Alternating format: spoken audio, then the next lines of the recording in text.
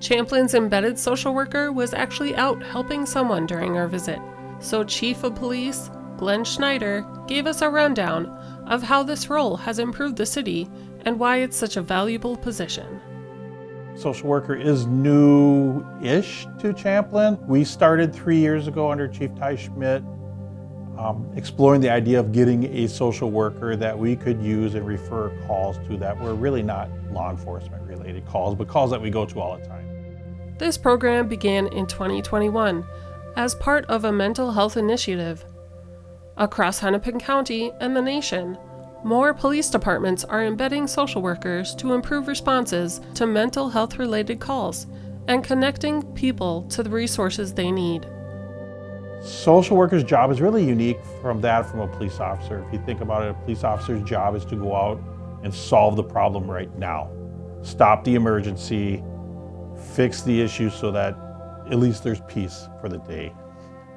We don't have the tools, the training, we don't have the resources to provide that long-term solution for a person in need.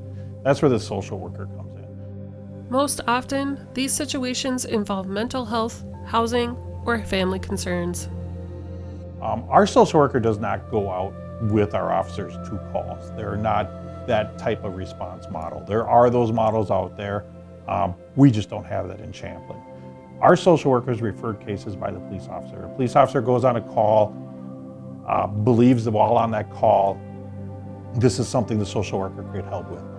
And they can refer that name and what's going on to our social worker. Our social worker would then follow up with this person. Do you want my help?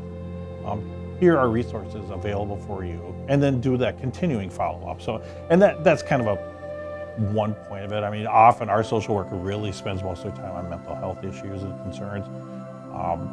Providing resources for drug counseling, rehabilitation, maybe it's some parent and child counseling, and they're not counselors themselves, but they can refer you to services that are either provided by the county, sometimes free, sometimes there's a small fee. They leave that up to each person, but they have that background and ability to do that. This partnership not only brings more resources to residents, but also gives officers valuable training and perspective. First, education. Our officers have access to speak with Darcy whenever they want. Darcy comes in for roll calls.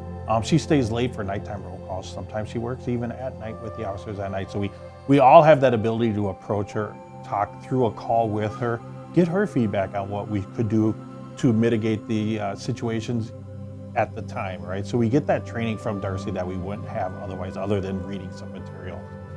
It gives the officers the softer side of response, if you will. Not every call is an arrest, and we know that, we understand that, but it kind of reinforces that sometimes we should be looking for the root cause and not just the immediate problem, right?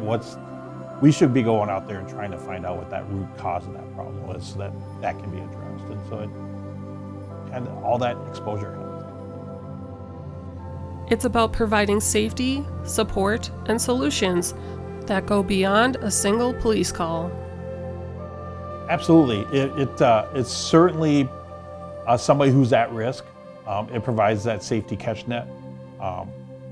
It provides resources that we would not have sent their way that are now being sent to them.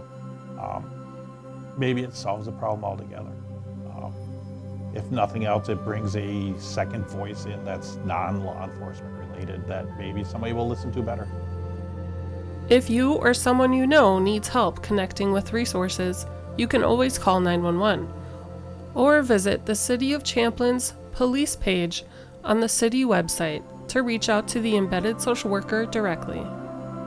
Together, the Champlin Police Department and their embedded social worker are creating stronger connections, reducing stigma, and helping residents find long-term solutions.